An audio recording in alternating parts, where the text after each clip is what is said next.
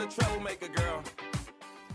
Welcome to Smart Life. I'm Dr. Gina. So glad that you could join us today. Now, if you've been on social media at all in recent days, you've seen the tweets and the posts about the kidnapped girls in Nigeria. Even Muslims in the U.S. are coming out in opposition to the kidnappings, but some say that it's hypocritical for Islamic groups to now come out against the actions of Boko Haram in Nigeria. One of those is Robert Spencer of Jihad Watch. Robert Spencer, welcome to Smart Life. Glad to have you. Thank you. Great to be here. Robert, why is it that you say that it's odd that Muslim groups are now denouncing child sex slavery and these kidnappings in Nigeria?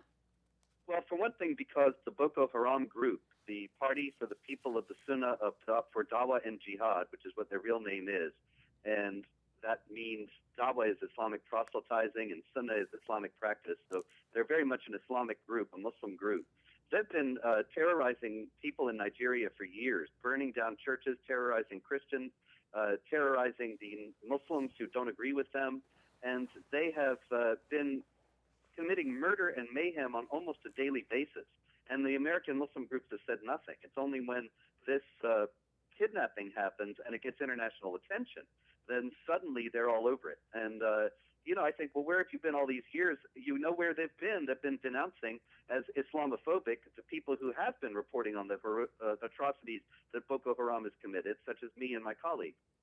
I don't think there's anyone that could deny, Robert, that these are atrocities, that these are horrible things we're talking about happening to these girls. And the Muslims have pledged to do even worse things with these girls. So I think everyone wants these girls rescued. That's not really the question. But my question is, how justifiable is this under Islam? And then if you can be very specific about that, where in the Quran, or what does the Quran say that justifies this kind of behavior?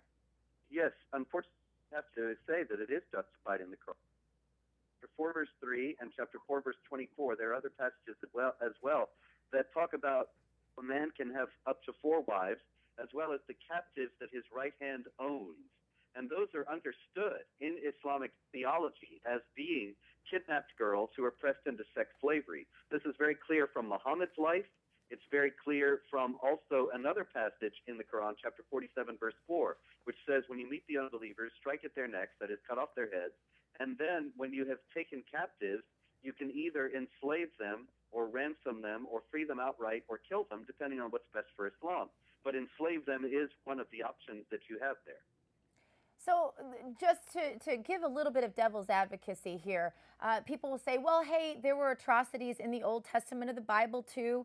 We have certain horrific groups that call themselves Christians that do acts all the time that are terrible. So aren't we all just kind of the same, Robert? That's what we'll hear from the other side. What say you to that? Well, actually, there is no Christian group anywhere in the world today that is committing atrocities, kidnapping people, killing people, and quoting the Bible to justify it. Certainly Christians have committed atrocities in the past, and there's no excuse for that. But we're talking about present-day real life. Yeah. And Christianity simply doesn't justify that kind of violence. You're not going to find justifications for it in Christian holy text. And I was speaking specifically about the Quran. And I was speaking specifically about the Westboro Baptists. What they've done. I didn't know they killed people. No, they don't. You're right. You got me on that for sure, Robert. We have just seconds left, but I want to get your take. The Obama administration now sending negotiators to negotiate with these terrorists. Is that a good thing, a bad thing? Does that result in more terror?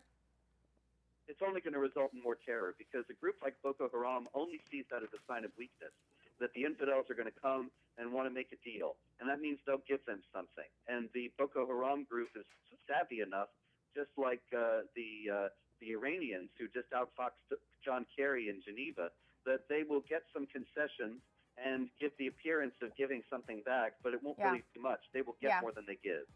Robert Spencer of Jihad Watch. You can find him on Twitter at JihadWatchRS. Thank you so much for being on with us, Robert. We're going to continue this discussion here in a moment. We have Rusty Humphries of the Washington Times coming up. Stay tuned for more Smart Life right after this.